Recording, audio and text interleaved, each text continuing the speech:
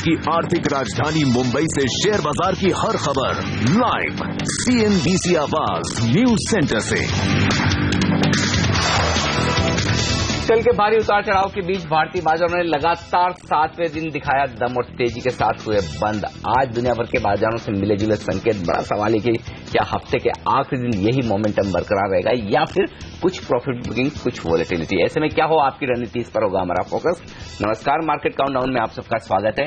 मैं हूं अनिल सिंह और मैं हर्षा सावंत। जैसे अनिल ने कहा, कल का दिन वॉलेटाइल जरूर था, लेकिन एक हायर नोट पर हमने दिन की समाप्ति देखी है और लगातार 7 सेशंस तेजी के देखे गए।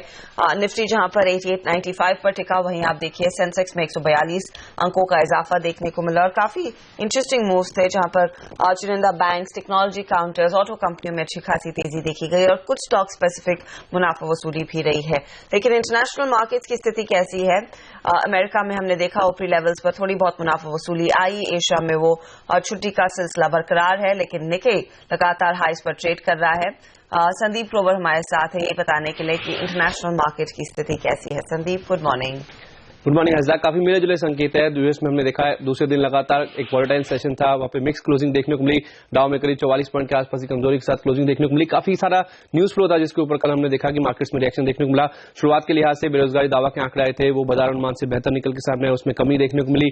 वॉलमार्ट के नंबर्स आए थे, वो बाजार उम्मीद से बेहतर थे। 5 लाख कर्मचारियों के वेतन बढ़ाने की बात उन्होंने करी, तो उस लिहाज से शुरुआत में हमने देखा थोड़ा सा सपोर्टिव जो माहौल था वो बाजार में देखने को मिला। लेकिन दिन के दौरान जो ऑयल इन्वेंट्रीज के डाटा आए थे वो एक बार फिर से हमने देखा बढ़त देखने को मिली। कच्चे तेल में प्रेशर देखने को मिला, जिसकी वजह से एनर्जी एज अ पैक में प्रेशर देखने को मिला और ग्रीस से जो खबरें आ रही हैं उसकी वजह से एक बार फिर से हमने देखा दुनिया भर के बाजारों पर असर देखने को मिला। ग्रीस ने हालांकि ऑफिशियली एक रिक्वेस्ट डाला है असिस्टेंट पैकेज के लिए। हालांकि बाजार ऐसा मान के चल रहा था वो अपने बेल आउट पैकेज के लिए 6 महीने का एक्सटेंशन मांगे, लेकिन एक असिस्टेंट पैकेज की बात वहां पे की गई है, तो वो एक पॉजिटिव था, लेकिन जर्मनी ने उसे रिजेक्ट कर दिया। ये भी खबरें साथ साथ निकल के सामने, जिसकी वजह से हमने देखा 1 पॉइंट पे डाउन में करीब 100 पॉइंट के आसपास की कमजोरी भी देखने को मिली थी। लेकिन लोअर लेवल से एक बार फिर से रिकवरी देखने को मिली और केवल 44 पॉइंट के आसपास की कमजोरी देखने को मिली। तो वॉलेटाइल सेशन था, लोअर लेवल से रिकवरी देखने को मिली और करीब 55 पॉइंट के आसपास की जो लोअर लेवल से रिकवरी है वो डाउ जोन्स लेके बंद हुआ। एक बार फिर से फोकस ग्रीस पे रहेगा और उसकी वजह से हमने देखा यूरोपियन मार्केट्स में कल ज्यादातर मार्केट्स में हर निशान के साथ कारोबार देखने को मिला। कैक डैक्स अगर आप देखेंगे 1/4 से 5% के आसपास की तेजी लेकर बंद हुए। ऐसी उम्मीद थी बाजार में कि ऑफिशियली एक रिक्वेस्ट ग्रीस की ओर से निकल के सामने आएगी। असिस्टेंट पैकेज के लिए उन्होंने यहाँ पे अप्लाई किया है, लेकिन उसके साथ साथ जो फेड की ओर से डविश कमेंट आए थे उसके ऊपर यूरोपियन मार्केट्स ने कल पहली बार रिएक्ट किया। जून 2015 के मुकाबले अब second half of the year में ब्याज दरें बढ़ने का सिलसिला शुरू होगा, ऐसे इंडिकेशन निकल के सामने आए थे। तो ये भी एक पॉजिटिव फैक्टर था जिसके ऊपर यूरोपियन मार्केट्स ने रिएक्ट किया और ओवरऑल ज्यादातर मार्केट्स हरे निशान के साथ ही बंद हुए। लेकिन एशियन मार्केट की जहां तक बात है तो ज्यादातर बाजार छुट्टी में मूड में है और केवल निके में हमने देखा है कि कारोबार हो रहा है और वहां पे हम देख रहे हैं कि एक बार फिर से 15 साल के नए हाइस पे कारोबार देखने को मिल रहा है। तो एशिया से कुछ खास यूज नहीं है, लेकिन ग्रीस एक बार फिर से फोकस में है, वहां पे ऑफिशियली एक रिक्वेस्ट देखने को मिली है। तो वॉलेटाइल सेशन देखने को मिल रहा है। ग्रीस से क्या न्यूज फ्लो आता है, क्योंकि आज भी यूरोजोन के जो फाइनेंस मिनिस्टर्स हैं ग्रीस का जो प्रपोजल है उसके ऊपर वो विचार करेंगे। तो ग्रीस के ऊपर ही फिर से नजरें होंगी और यूरोप की ओपनिंग किस तरह से होगी उसके ऊपर इंडियन मार्केट्स का जो सेकंड हाफ है वो डिपेंड करेगा। शुक्रिया उस अपडेट के लिए। आप देखिए 650 भी इस बीच एकदम फ्लैट हो चुका है, जो करीब 15 अंकों का इजाफा देखने को मिला था आधे घंटे पहले, वो एकदम सपाट ट्रेड में बदलता हुआ। लेकिन अनिल, ग्रीस एक इंपॉर्टेंट पार्टी रहेगा आज दोपहर में। बिल्कुल, इसमें कोई डाउट नहीं। और जिस तरह के संकेत मिल रहे हैं हर्षदा, ऐसा लग रहा है कि जो भी हो पॉजिटिव या नेगेटिव, शायद इस वीकेंड तक ग्रीस का संकट खत्म होता हुआ दिखे और अगले हफ्ते से भारतीय बाजारों के लिए यूरोप से और ग्रीस से डायरेक्शन साफ होते हुए नजर आए। इसमें इस तरह के इंडिकेशंस तो कम से कम मिल रहे हैं। लेकिन इसके अलावा अगर आप देखें तो अमेरिकी बाजार लगातार मजबूत है, कोई खास कमजोरी के संकेत वहां पर है नहीं।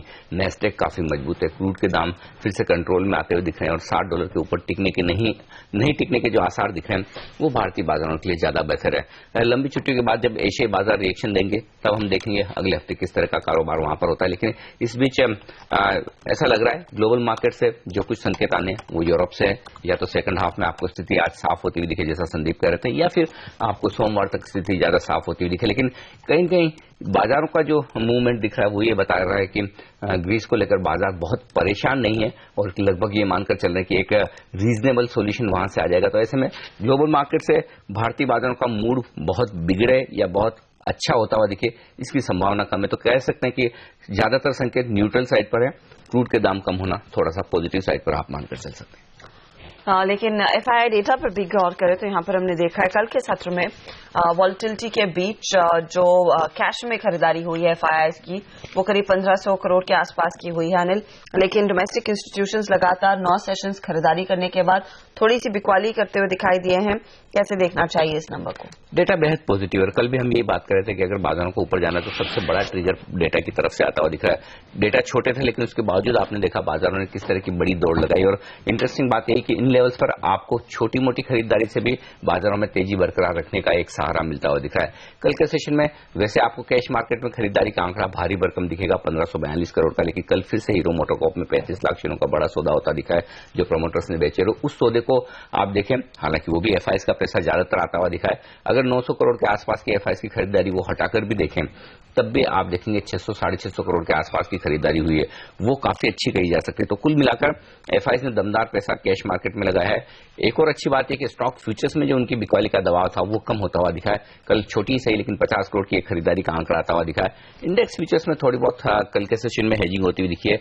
ऐसा लग रहा है 8900 के ऊपर एफआईआई बहुत कंफर्टेबल नहीं है लॉन्ग पोजीशन बनाने को लेकर, तो थोड़ी बहुत इंडेक्स फ्यूचर्स में बिकवाली होती नजर आ रही है या यूं कहें कि लॉन्ग पोजीशन कम होती हुई नजर आ रही है और बैंक निफ्टी में भी थोड़ी बहुत शॉर्ट पोजीशन बनने के संकेत दिख रहे हैं। तो सिर्फ एक इंडेक्स फ्यूचर ऐसा है जो ये कह रहा है कि बाजार की अपसाइड ब्रॉडर मार्केट के लिए लिमिटेड हो सकती है, लेकिन स्टॉक स्पेसिफिक अब एफआईआई भी खरीदारी के मूड में आते हुए दिख रहे हैं। ये आंकड़ों से साफ तौर पर नजर आ रहा है।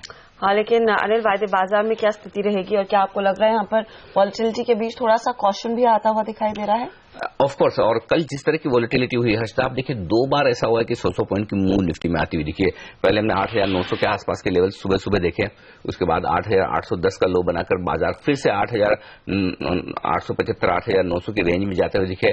फिर से आपने देखा किस तरह से 8800 के लेवल को भी तोड़ा और बंद होते होते फिर से 100 पॉइंट की रिकवरी। तो वायदा कारोबार में ट्रेंड और ट्रेड साफ दिख रहे हैं कि दोनों ही तरफ के कारोबार आपको होते हुए दिख रहे हैं। इंडेक्स को लेकर स्थिति बहुत साफ नहीं है, दोनों ही तरह के ट्रेड बन रहे हैं, लेकिन स्टॉक्स को लेकर ज्यादा क्लैरिटी आती हुई दिख रही है। ये संकेत आंकड़ों में नजर आ रहे हैं। स्टॉक फ्यूचर्स में आप देखिए 1.5 करोड़ शेयर नए जुड़ते हुए दिखे हैं। बैंक निफ्टी में भी कल 86,000 शेयर नए जुड़ते हुए नजर आए हैं, लेकिन निफ्टी फ्यूचर्स में अगर आप देखें तो 7 लाख शेयरों की कमी आती हुई दिखे। तो एक संकेत साफ दिखा है, जिन ट्रेडर्स की लॉन्ग पोजीशन है वो 8900 के ऊपर अपनी 8900 के आसपास अपनी लॉन्ग पोजीशन को बुक करना चाहते हैं, और जिन ट्रेडर्स की शॉर्ट पोजीशन है वो 8800 के आसपास शॉर्ट कवरिंग कर रहे हैं। तो कहीं कहीं आंकड़े जिस तरह का मूव कल होता हुआ दिखा है, ये बता रहे हैं कि ट्रेडिंग रेंज को ट्रेड करने की कोशिश बाजार की होती हुई दिख रही है, और लोअर साइड पर 8800 दिख रहा है, तो ऊपर की तरफ 8900 दिख रहा है। तो उस लिहाज से 8800 के आसपास शॉर्ट कवरिंग करें या खरीदारी करें, 8900 के आसपास या तो बिकवाली करें या फिर अपनी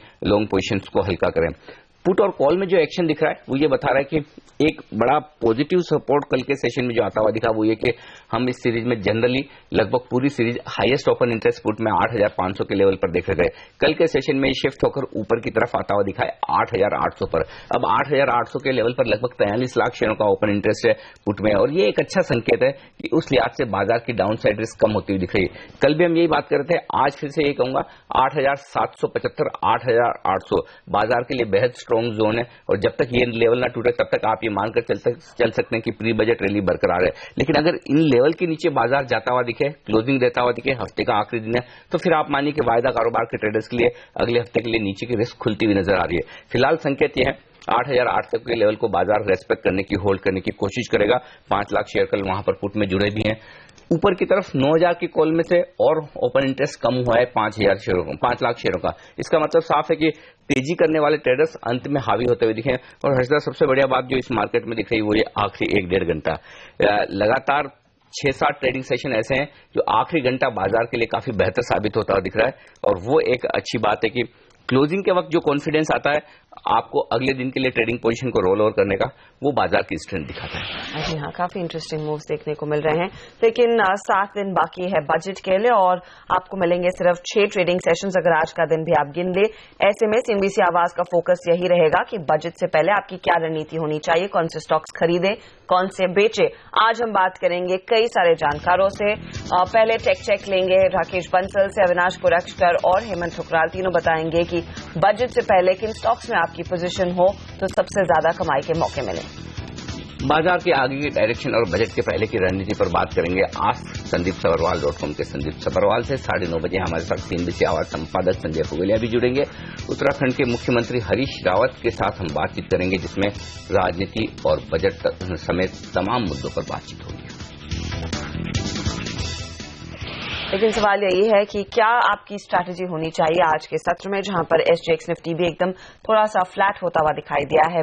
अनिल, ओपनिंग ट्रेड क्या हो और लार्जली क्या रुझान रहेगा? क्या स्टॉक स्पेसिफिक जोर दें या फिर इंडेक्स प्ले करें? एक्चुअली वॉलेटिलिटी जिस तरह की है, मौके दोनों तरफ है, लेकिन इंडेक्स को प्ले करने में थोड़ी रिस्क ज्यादा है, क्योंकि जिस तरह की कल इंट्राडे उतार चढ़ाव हुई है 6 दिनों की एक तरफा तेजी के बाद, वो थोड़ी सी सावधानी की ओर संकेत दे रही है। और सावधानी की ओर संकेत देने के लिहाज से आपको ये समझना है कि लेवल्स पर नजर रखनी है। SGX निफ्टी बता रहा है हम फ्लैट शुरुआत करेंगे।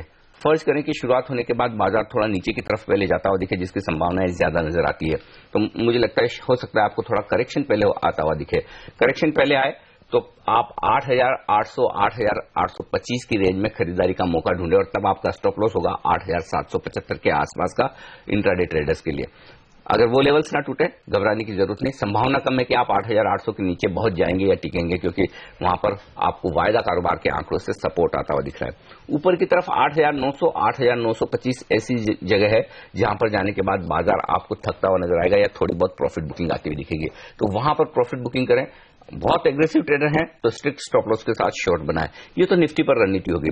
बैंक निफ्टी की स्ट्रेंथ पर नजर रखना काफी जरूरी है, क्योंकि अल्टीमेटली निफ्टी से ज्यादा वॉलेटाइल बैंक निफ्टी है और बाजार के डायरेक्शन के लिए वो ज्यादा अहम है। तो बैंक निफ्टी में अगर कमजोरी के संकेत आए तो आप पहले बैंक निफ्टी और उसके बाद निफ्टी से एग्जिट करने की कोशिश करें। अब यहां से लेकर बजट तक आपको थीम्स और कई सारे स्टॉक सेक्शन में होते हुए दिखे।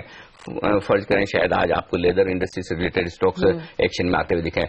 Education, leather, railway stocks, defence, infra, ये सारे सेक्टर्स हैं, health care, turn by turn in sectors में आपको एक्शन होता हुआ दिख रहा है। तो किस दिन कौन सा सेक्टर फ्लेवर में, उस पर नजर रखकर एक्शन करने की कोशिश करें।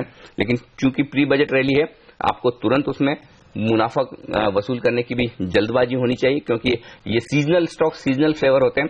लेकिन ओवरऑल ऐसा लग रहा है मुझे कि हफ्ते का आखिरी दिन है और कल के ट्रेडिंग सेशन से अगर रुझान लेना चाहें, बायस पॉजिटिव साइड पर है, लेकिन उतार चढ़ाव भारी भरकम आज भी हो सकता है, इसमें कोई डाउट नहीं। ओके, तो कुछ वॉलेटिलिटी के लिए तैयार रहिएगा, लेकिन अपॉर्चुनिटीज डेफिनेटली बाजार देगा, उस पर आपको फोकस करना है। हम लेंगे एक छोटा सा ब्रेक, आगे आपको बताएंगे वो सारे खबरों वाले शेयर जिस पर आज आप ट्रेडिंग रणनीति ले सकते हैं। ब्रेक के बाद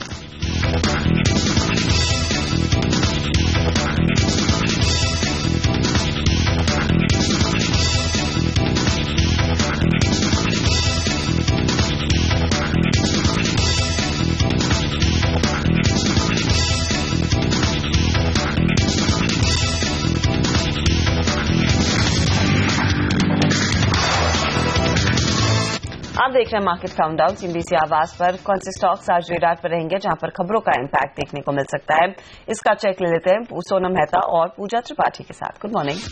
गुड मॉर्निंग। शुरुआत स्पाइस जेट के साथ करेंगे। CCI ने अजय सिंह के प्रस्ताव को मंजूरी दे दी है। यहाँ पे अजय सिंह 24 फरवरी को कंपनी में पैसा लाएंगे। ये फर्स्ट ट्रांच होगा। मारन अजय सिंह को शेयर ट्रांसफर करेंगे और ये शेयर ट्रांसफर करने की प्रक्रिया 1 से 2 दिन में पूरी हो जाएगी। ओपन ऑफर लाने की कोई जरूरत नहीं पड़ेगी। क्लॉजेस के मुताबिक शेयर ट्रांसफर की प्रक्रिया 1 से 2 दिन में खत्म हो जाएगी। पैसों का सेकेंड ट्रांच मार्च के अंत में लाया जाएगा और फाइनल ट्रांच अप्रैल के अंत में लाया जाएगा। तमाम शुगर स्टॉक्स आज फोकस में रहेंगे। कैबिनेट ने रॉ शुगर एक्सपोर्ट सब्सिडी को मंजूरी दे दी है, जिसमें कि FY15 के लिए रॉ शुगर एक्सपोर्ट पर 4,000 प्रति टन पर सब्सिडी मिलेगी। हमारे एक्सक्लूसिव खबर पर खास नजर होनी चाहिए, जहां पर Bata, Liberty shoes, Mirza International, लैक्सो काउंटर्स पर फोकस आएगा। वित्त मंत्री अरुण जेटली लेदर शूज पर लगाए जा रही एक्साइज ड्यूटी को 12% से घटाकर 6% कर सकती है और इसके दर के मुताबिक इन लेदर शू कंपनीज के लिए एक बड़ी राहत हो सकती है। औरोबिंदो फार्मा, ग्लैंडमार्क और सीक्वेंस साइंटिफिक जैसे काउंटर भी आज आपके रडार पर होने चाहिए। यहाँ सरकार ने करीब 1,000 करोड़ के 11 FDI प्रस्ताव को मंजूरी दे दी है, जिसमें कि औरोबिंदो फार्मा, ग्लैंडमार्क के FDI के प्रस्ताव को CCI के पास भेज दिया है। उसके अलावा सीक्वेंस साइंटिफिक को QIP और FCCB के जरिए करीब 400 करोड़ रुपए जुटाने की मंजूरी भी मिल गई है।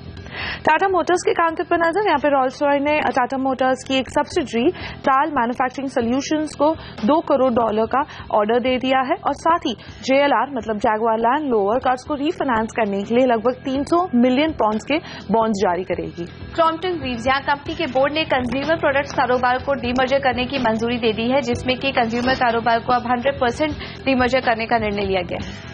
कोल ब्लॉक ऑक्शन का एक अपडेट ले लेते हैं। लेटेस्ट अपडेट के मुताबिक अल्ट्रा सीमेंट ने एक बिजापुर कोल ब्लॉक को जीत लिया है। आज ऑक्शन का 7वां दिन है, जहां पे छत्तीसगढ़ के एक और कोल ब्लॉक को ऑक्शन किया जाएगा। साथ ही सरकार ने कोल ब्लॉक ऑक्शन के लिए शेड्यूल 3 में 9 ब्लॉक्स और जोड़ दिए हैं। जेट एयरवेज, यहाँ कंपनी के सामने कुछ टैक्स को लेकर मुश्किलें खड़ी हो गई है। कुछ न्यूज़पेपर रिपोर्ट्स के मुताबिक एयरलाइन 2012 से TDS देने में देरी कर रही थी और कंपनी पर इस वक्त 450 करोड़ रुपए इस वक्त बकाया है, जिसके लिए IT डिपार्टमेंट ने कंपनी को एक वार्निंग लेटर इशू किया है। हीरो मोटोकॉर्प, यहाँ पे फिर से एक बड़ा डील हुई थी, जहाँ पे प्रमोटर्स की तरफ से लगातार बिकवाली होती हुई पिछले दिन यहाँ पे 3.5% की बिकवाली हुई थी, स्टेक की बिकवाली हुई थी प्रमोटर्स की तरफ से। फिर से कल ब्रिज मोहन लाल ओम प्रकाश ने कंपनी के लगभग 35.5 लाख शेयर्स बेच दिए हैं 2,664 रुपए प्रति शेयर पर। यहाँ पे लेजर्ड एसेट मैनेजमेंट ने कंपनी के 15 लाख शेयर्स खरीद लिए हैं। टीटागढ़ वेगन्स की भी फंड एक्शन पर नजर डालते हैं। HDFC म्यूचुअल फंड ने कंपनी के करीब 2 लाख शेयर्स 535 रुपीज प्रति शेयर पर खरीदे। BSE लगभग 23 शेयर्स और NSE लगभग 5 स्क्रिप्ट्स को शिफ्ट कर रही है ट्रेड टू ट्रेड सेगमेंट में। ये लागू हो जाएगा सोमवार से, मतलब आज इन काउंटर्स में ट्रेड करने का या फिर ट्रेडिंग करने का आज आखिरी दिन है। Clutch auto, Elder pharma, take pro systems in counters में शामिल है। सर्किट फिल्टर में कुछ रिविजन हुआ है। पावर डिफेंस और मॉजुबेयर का सर्किट फिल्टर 20% से घटाकर अब 10% का कर दिया गया है और स्काईलाइन वेंचर्स का भी सर्किट फिल्टर 10% से घटाकर 5% कर दिया है। और आखिर में 2 काउंटर्स पर नजर होनी चाहिए जो अपने तिमाही नतीजे आज घोषित करेगी। इसमें सैनोफी और KSP पंप शामिल है।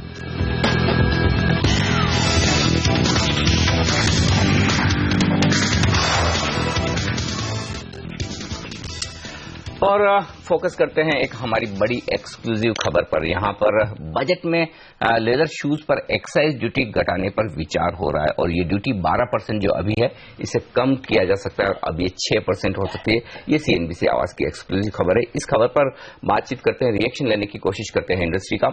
लेदर एक्सपोर्ट काउंसिल के चेयरमैन रफीक अहमद साहब हमारे साथ कार्यक्रम में शामिल हो रहे हैं। अहमद साहब, गुड मॉर्निंग, स्वागत है आपका CNBC आवाज पर। हमें जो सोर्सेज से खबर मिल रही है वो ये कि इस बजट में वित्त मंत्री 12% से एक्साइज ड्यूटी घटाकर 6% कर सकते हैं लेदर शूज के लिए। क्या डिमांड है आपकी और क्या ये एक बड़ी रिलीफ हो गया लेदर शूज इंडस्ट्री के लिए? जी हाँ, ये 12% जो अभी है वो बहुत ज्यादा टैक्स है, क्योंकि आप जानते हैं लेदर शू में 60 से 70% की वैल्यू अपने लेदर का ऊपर ही होता है और लेदर में कोई एक्साइज नहीं है, इसलिए सारा ड्यूटी का बोझ उस पे ही, सेल्स पे ही पड़ता है। इसलिए आज हमारे हिंदुस्तान में लेदर शू का ज्यादा मैन्युफैक्चरिंग ज्यादा नहीं हुआ है डोमेस्टिक मार्केट के लिए। अगर ये ड्यूटी 6% कर दिया जाएगा तो बहुत ज्यादा प्रोडक्शन बढ़ जाएगा और खासकर जो स्मॉल स्केल और माइक्रो इंडस्ट्रीज है, जैसा कि आगरा में आप देखेंगे तो आगरा 60% हिंदुस्तान का सारा डिमांड को वो मीट करता है और हजारों लाखों लोग उसमें लगे हुए हैं। ये लोगों में से बहुत बेहतर हो जाएगा और ज्यादा प्रोडक्शन बढ़ जाएगा और हमारा भी ये मेक इन इंडिया में लेदर को लिया गया है, इसलिए हमको 5 साल में 12 बिलियन जो अभी है चमड़े का बिजनेस का वैल्यू, उसको 27 बिलियन ले जाना है। ये बहुत बड़ा टारगेट है। इसके लिए ये सब सुविधा होगी कि हमारे एक्सपेंशन कैपेसिटी बढ़ेगी और स्मॉल स्केल माइक्रो लोगों के लिए बेनिफिट हो जाएगा वो, क्योंकि अभी छोटे छोटे पैमाने में कर रहे हैं एक्साइज को डर के। अगर ये एक्साइज कम हो जाएगा तो बहुत ज्यादा मैन्युफैक्चरिंग हो जाएगी। ये एक बड़ा बेनिफिट आपके हाथ जरूर लगेगा अगर वाकई में सरकार ये अप्लाई कर देती है, ड्यूटी कट आता है। इसके अलावा रफीक साहब, क्या आपकी मांगे होंगी ताकि आपकी प्रोडक्शन कैपेबिलिटी और स्पेशली इस इंडस्ट्री को और बूस्ट मिल सके वो पूरे मेक इन इंडिया प्रोग्राम के तहत? जी देखिए, एक दूसरी चीज है कि हमने 1000 रुपए तक की जूते जो होगी उसके ऊपर भी हमने पूरी तौर पर ये एक्साइज का छूट मांगा है, क्योंकि बहुत छोटे छोटे लोग बनाते हैं और उनके लिए ये बहुत जरूरी है कि वो 500 तक अब एग्जम्पशन है उसको लेके 1000 करने का, क्योंकि वो लोग नहीं चाहते हैं कि एक्साइज नेट में आए, इसलिए बहुत लो क्वालिटी शू बनाते हैं, इसमें बिकता नहीं है, कंपटीशन ज्यादा हो जाता है, इसलिए हमने 1000 रुपये तक का पूरी तौर पर छूट मांगा है एक्साइज से, 1000 के ऊपर 6% मांगा है लेदर शूज के ऊपर। इसके अलावा जो है हमने मांगा है कि जो कैपिटल गुड्स है, मशीनरी, आज भी सारे मशीन इंपोर्ट होते हैं, उसके लिए ड्यूटी का एग्जम्पशन पूरी तौर पर छूट दिया जाए, सो दैट ये कैपेसिटी एक्सपेंशन के लिए बहुत आसान हो जाएगा लोगों में। और ये भी है कि मेक इन इंडिया के हिसाब से हमको 3 मिलियन जॉब्स क्रिएट करना है 5 से 6 साल में।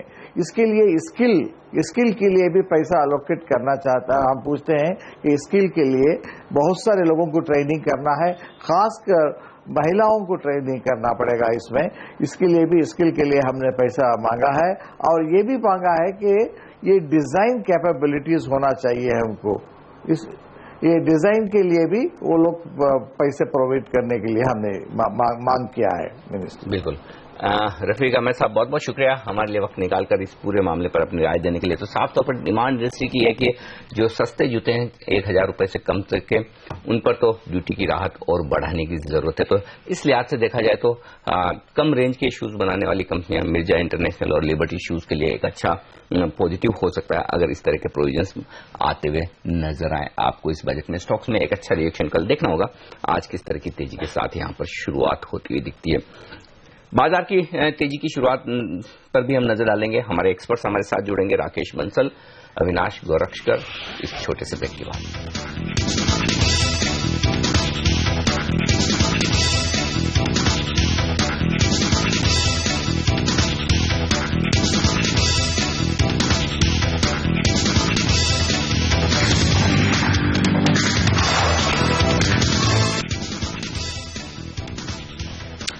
हमारे एक्सपर्ट्स हमारे साथ जुड़ चुके हैं। लेते हैं आज के ट्रेनिंग सेशन की रणनीति तकनीकी राय देने के लिए हमारे साथ है राकेश बंसल, फंडामेंटल नजरिया बताने के लिए अविनाश गोरक्षकर। आप दोनों का ही स्वागत है CNBC आवाज पर। राकेश, लगातार 7 दिन तेजी, हालांकि कल काफी दिनों बाद बड़ा उतार चढ़ाव बाजार में जरूर दिखा, लेकिन आखिरी 1 घंटा फिर से बेहतरीन साबित हुआ। हफ्ते का आखिरी दिन है आज, किस तरह का ट्रेडिंग आप होते हुए देखेंगे बाजार में, और क्या लेवल्स निफ्टी के लिए अहम है? एकदम शान शुरुआत के आसार हैं SGX निफ्टी पर, अगर फ्लैट ट्रेडिंग होती दिखे, क्या ट्रेड लेंगे शुरुआती कारोबार में?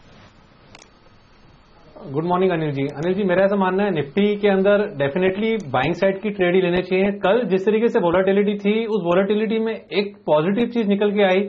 निफ्टी ने एक डबल बॉटम लगाया 8793 के अराउंड, जो कि एक क्रिटिकल लेवल है। मेरा ऐसा मानना है जब तक निफ्टी 8793 के ऊपर है तब तक डेफिनेटली लॉन्ग पोजीशंस में बने रहना चाहिए।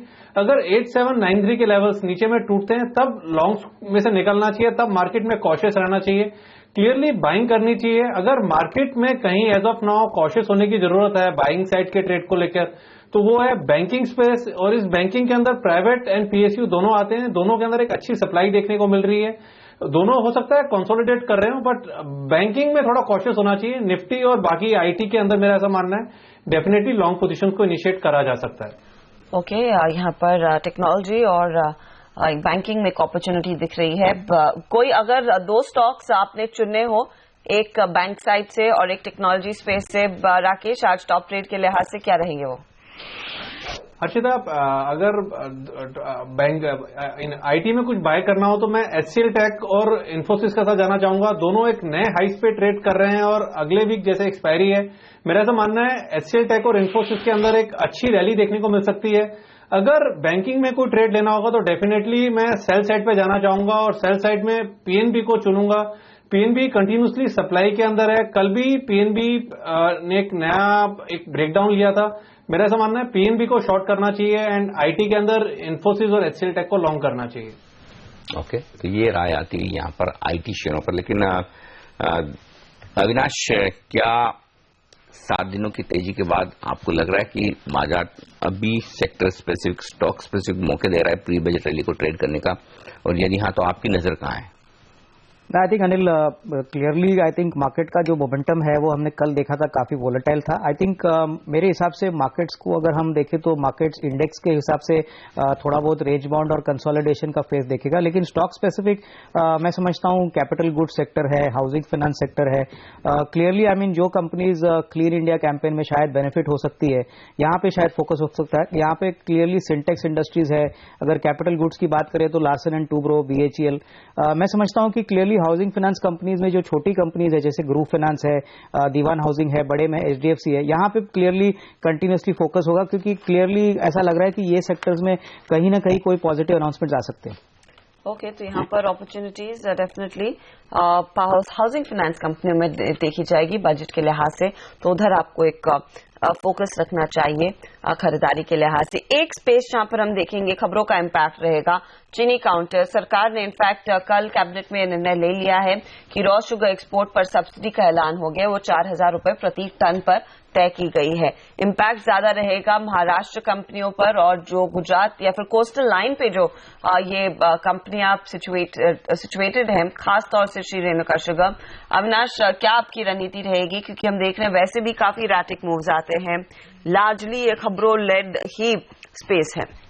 I think definitely export subsidy increase करने से ऑब्वियसली थोड़ी बहुत कैश फ्लोज शुगर कंपनीज की बेनिफिट होगी, लेकिन आई थिंक ये कहना मुश्किल है कि इसका इम्पैक्ट अर्निंग्स पे कितना प्ले आउट होगा। ये ज्यादातर सीजनल प्लेज है, और यहाँ पे हमने लगातार देखा है कि न्यूज फ्लो आने के बाद एक आध दो दिन स्टॉक्स में थोड़ी तेजी आती है, लेकिन बाद में वापस स्टॉक्स में करेक्शन आता है।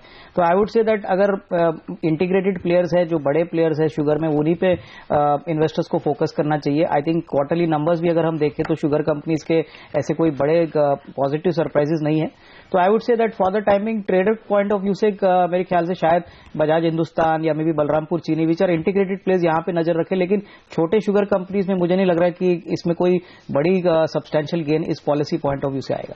रॉ शुगर एक्सपोर्ट पर सब्सिडी की वजह से शायद ज्यादा पॉजिटिव असर श्री रेणुका शुगर पर पड़ता हुआ दिखे, और चार्ट्स पर उसी लिहाज से आपसे राय लेना चाहता हूं, किस तरह का एक्शन श्री रेणुका में या फिर कोई और स्टॉक शुगर स्पेस से जो आपको मजबूत दिखता हो चार्ट्स पर? अनिल जी, शुगर स्पेस में अगर हम देखें तो सबसे जो खराब चार्ट है वो बजाज हिंदुस्तान का लगता है। उसके बाद अगर हम देखें तो बलरामपुर चीनी का चार्ट न्यूट्रल है। श्री रेणुका के चार्ट में सिर्फ इतना ही पॉजिटिव है कि स्टॉक ने लगभग 15 रुपए के आसपास एक सपोर्ट लिया है। अगर कोई पुलबैक रैली स्टॉक में बन सकती है, बट एंटायर शुगर स्पेस का स्ट्रक्चर काफी खराब लगता है। अनिल जी, अगर हम पीछे साल भर की बात करें, काफी बार ऐसा लगा चार्ट्स के ऊपर की एक बेस बिल्डिंग बन रही है, ब्रेकआउट की कगार पर है, ब्रेकआउट हुए भी, बट रैली कभी भी इन स्टॉक्स में नहीं बनी है। जिस तरीके से अभी भी स्ट्रक्चर है, मेरा ऐसा मानना है कि कोई अगर उछाल आता है इस खबर के चलते तो उस रैली को यूज करना चाहिए इस स्पेस से निकलने के लिए।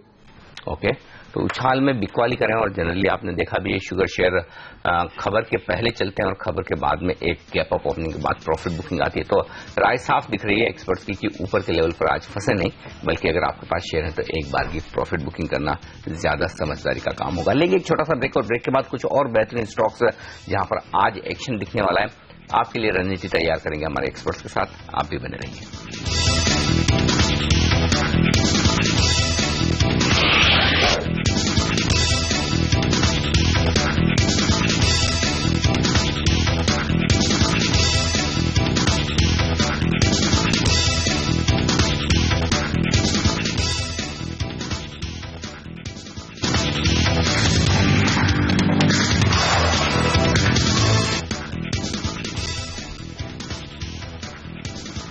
हमारे एक्सपर्ट्स हमारे साथ है राकेश बंसल और अविनाश गोरक्षकर। कुछ स्टॉक जो एक्शन में रहेंगे खबरों के दम पर।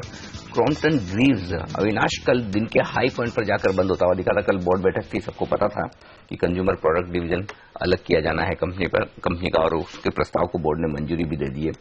क्या लगता है स्टॉक में ये न्यूज पूरी तरह से डिस्काउंटेड है या फिर बोर्ड का ये फैसला आने के बाद अब भी अपसाइड है?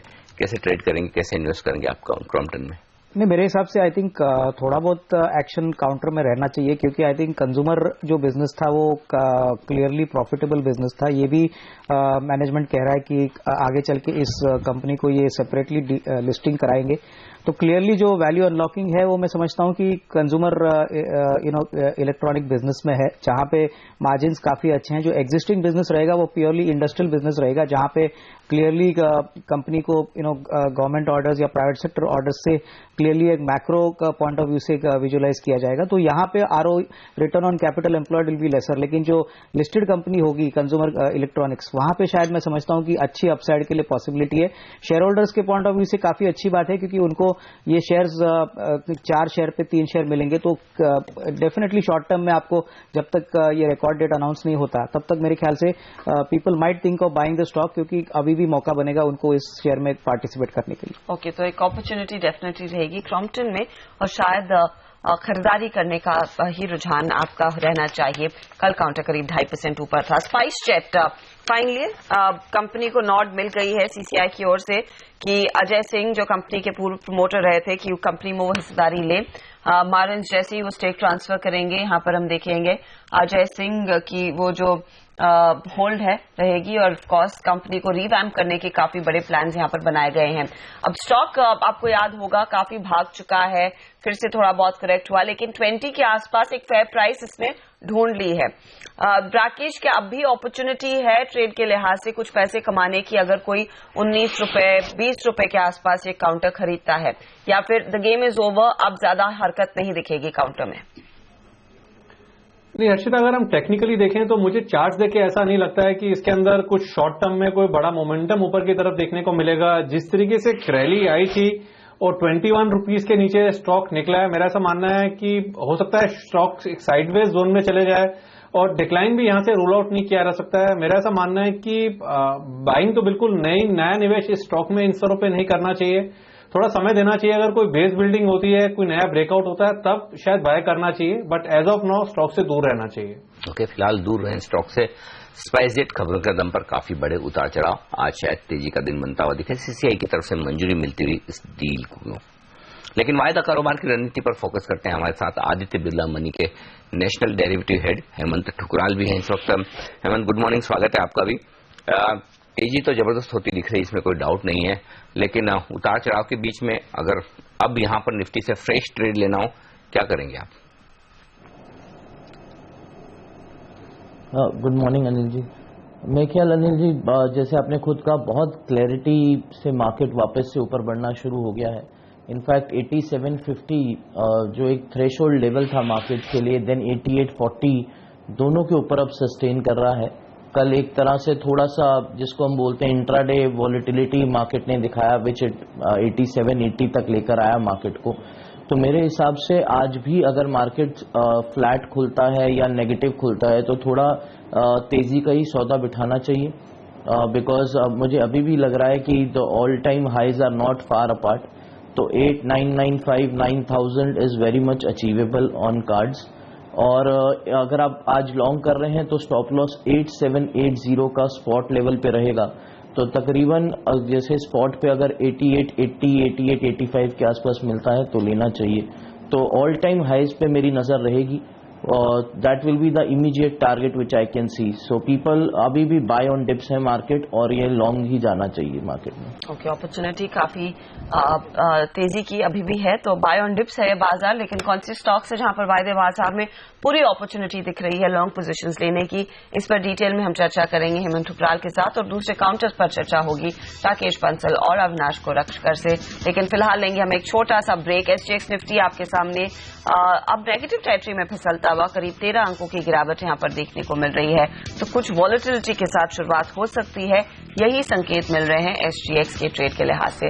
लेंगे एक ब्रेक और जल्द लौटेंगे, बने रहिए आप सीएनबीसी आवाज के साथ।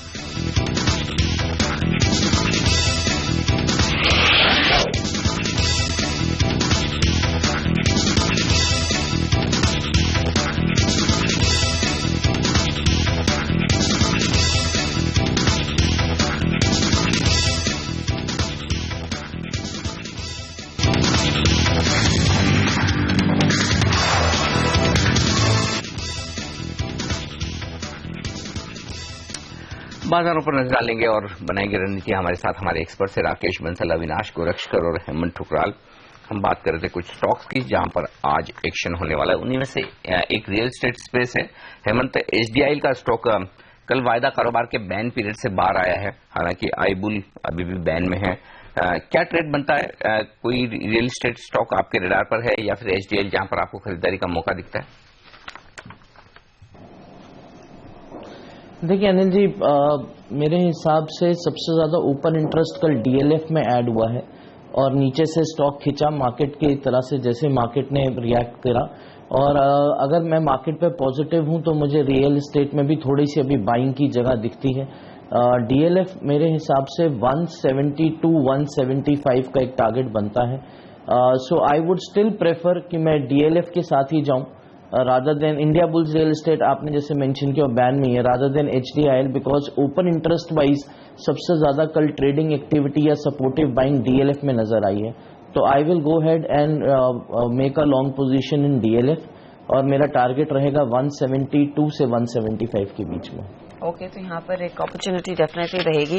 एक स्टॉक जो काफी भाग चुका है पिछले कुछ दिनों में वो है पीपावाव डिफेंस। और अविनाश, यहाँ पर जिस तरह की डेवलपमेंट्स आ रही हैं कि शायद over the weekend finally hero MotoCorp company को अक्वायर करेगा या फिर वो सस्टेनेबल और सब्सटैंशियल स्टेक लेंगे, क्या आपकी राय होगी? क्या अब भी अपॉर्चुनिटी है 79-80 के आसपास स्टॉक में निवेशकों को एंटर करने की, और या फिर हीरो मोटोकॉर्प के थ्रू ये प्ले बेटर रहेगा? आई थिंक डिफेंस डेफिनेटली आगे भी फ्लेवर में रहेगा। आई थिंक बजट में भी एक्सपेक्टेशन है कि डिफेंस सेक्टर के लिए एफडीआई की लिमिट बढ़ा दी जाएगी, क्लियरली इंसेंटिव दिया जाएगा इंडियन डिफेंस कंपनीज को प्रोडक्शन बढ़ाने के लिए। तो आई थिंक उस पॉइंट ऑफ व्यू से पीपावा में डेफिनेटली अगर कोई medium to long term view रखता है, करीबन साल 1.5 साल का, तो definitely I mean risk reward ratio अच्छा बन सकता है। शॉर्ट टर्म में शायद स्टॉक में ये न्यूज फ्लो इवेंट ही स्टॉक को आगे और थोड़ा बढ़ा देगा, but clearly I think 9,000 crore की इनकी करंट ऑर्डर बुक है, 20,000 करोड़ की L1 ऑर्डर्स है। तो आई थिंक जो भी कॉर्पोरेट इसको एक्वायर करेगा, क्लियरली वो एक अच्छा एसेट एक्वायर करने वाला है। उम्मीद रहेगी कि आगे क्लियरली आई मीन जिस प्रकार का मैनेजमेंट बैंडविड्थ इस बिजनेस में आएगा, क्योंकि एग्जिस्टिंग प्रमोटर्स शायद एनकैश करेंगे, लेकिन जो नया प्रमोटर आएगा मार्केट्स में, महिंद्राज या हीरो मोटरकॉर्प की बात आ रही है, तो क्लियरली दोनों ही ग्रुप्स काफी स्ट्रांग है, कैश रिच है। तो I think for that point of view Pipavav में अभी भी शॉर्ट टर्म तेजी रहेगी। ओके, शॉर्ट टर्म में एक्शन डेफिनेटली रहेगा, लेकिन डिफेंस जहां पर हम देख रहे हैं काफी ज्यादा हरकत देखने को मिल रही है। हेमंत, भारत फौज एक स्टॉक जहां पर ऑफकोर्स बोइंग के साथ करार, कंपनी ने कल ऑफकोर्स अनाउंस किया कि राफेल ग्रुप के साथ भी वो एक स्ट्रेटेजिक टाई अप कर रहे हैं और डिफेंस मिनिस्ट्री से ऑर्डर्स लेने से पहले वो काम शुरू करना चाहेंगे। क्या आपको लग रहा है एक एक्टिव ट्रेड ये रहेगा गोइंग फॉरवर्ड? देखिए Harshita, Bharat Forge actually has been one of the strongest stocks इस पूरी मार्केट में। न्यूज और नो न्यूज हर लेवल, निचले लेवल पे उनको बाइंग सपोर्ट मिला है और कल भी ओपन इंटरेस्ट लॉन्ग साइड पे ऐड हुआ है, 2 से 3% ओपन इंटरेस्ट ऐड हुआ है। मेरे हिसाब से स्टॉक की ट्रेजेक्टरी भी बहुत पॉजिटिव है। So I will maintain long positions, I will keep a stop loss of 985 और आप अगर फ्रेश भी ट्रेड करना चाहें तो इस लेवल पे कर सकते हैं। सिर्फ एक चीज का ध्यान रखें कि स्टॉप लॉस जरूर रखें, क्योंकि स्टॉक थोड़ा सा ओवरबॉट ऑलरेडी हो चुका है। Stock has moved up very sharply of late. तो मेरे हिसाब से ऊपर 1075 1080 वहां तक के टारगेट्स अभी भी मेरे हिसाब से इंटैक्ट हैं। तो लॉन्ग पोजीशंस मेंटेन और फ्रेश लॉन्ग भी ऐड कर सकते हैं, but keep a tight stop loss of 985। Okay, तो स्टॉप लॉस काफी क्लोज रखिएगा और टाइट रखिएगा 985 का, लेकिन एक अपॉर्चुनिटी है कि लॉन्ग टर्म में यहाँ पर पैसा बनेगा। और एक काउंटर याद रखिए, पिछले कई दिनों से हमने देखा अच्छी खासी तेजी में रहा है, तो अभी बाय रिकमेंडेशंस आ रही हैं। लेंगे एक छोटा ब्रेक, लेकिन आगे नजरें रहेंगी प्री ओपन सेशन पर। देखेंगे करेंसी मार्केट एक दिन की छुट्टी के बाद किस तरह का ओपनिंग देते हैं और साथ ही साथ कुछ और काउंटर्स रेडार पर रहेंगे। लेकर आएंगे आपके लिए पहला सौदा ब्रेक के बाद।